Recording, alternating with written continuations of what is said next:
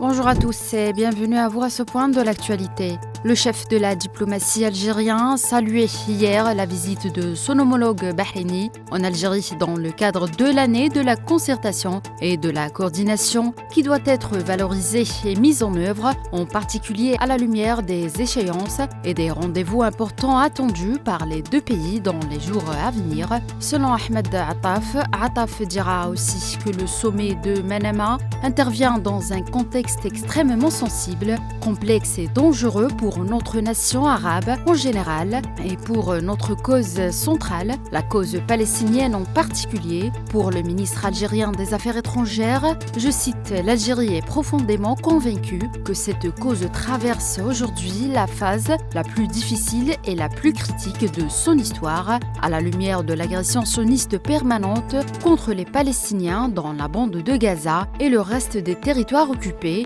une agression qui est devenue évidente pour tous et qui vise de manière ostentatoire et implicite la liquidation de la cause palestinienne et l'élimination du projet national qui lui est associé. En Palestine et au 213e jour de l'agression contre la bande de Gaza, 22 Palestiniens sont tombés en martyrs, dont 8 enfants à la suite de plusieurs raids de l'occupant sioniste et ont visé 11 maisons à Rafah. Dimanche soir, l'Office de secours et de travaux des Nations Unies pour les réfugiés de Palestine au Proche-Orient ne quittera pas Rafah, a affirmé l'agence ce lundi, au moment où les forces sionistes ont commencé à déplacer quelques 100 000 personnes de cette ville du sud de la bande de Gaza en prévision d'une offensive terrestre de grande ampleur.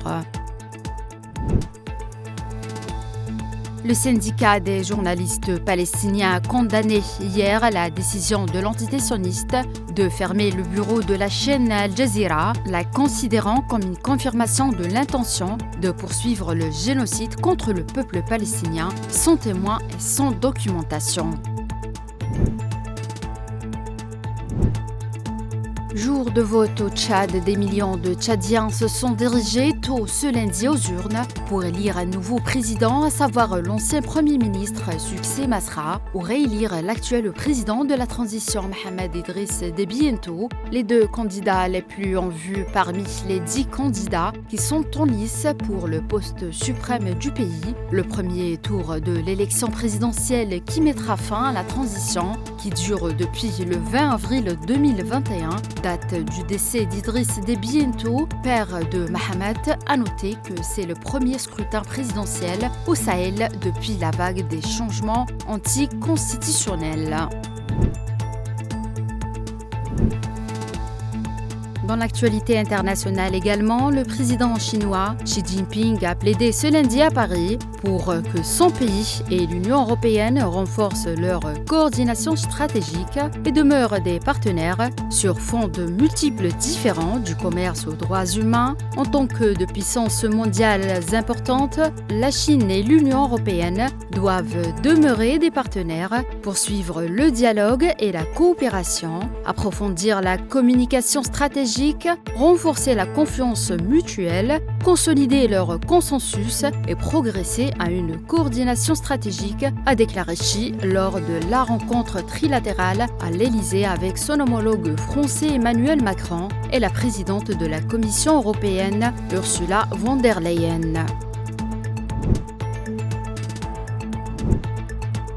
Et puis en Russie, le président russe Vladimir Poutine a ordonné ce lundi la tenue prochaine d'exercices nucléaires en réponse aux provocations de dirigeants occidentaux, dont son homologue français Emmanuel Macron concernant l'éventuel envoi de soldats de l'OTAN en Ukraine. Selon le Kremlin, les exercices annoncés par le ministère de la Défense doivent permettre à l'armée russe de s'entraîner à la préparation et à l'utilisation d'armes nucléaires non stratégiques. C'est la fin de ce point de l'actualité. Merci de l'avoir suivi.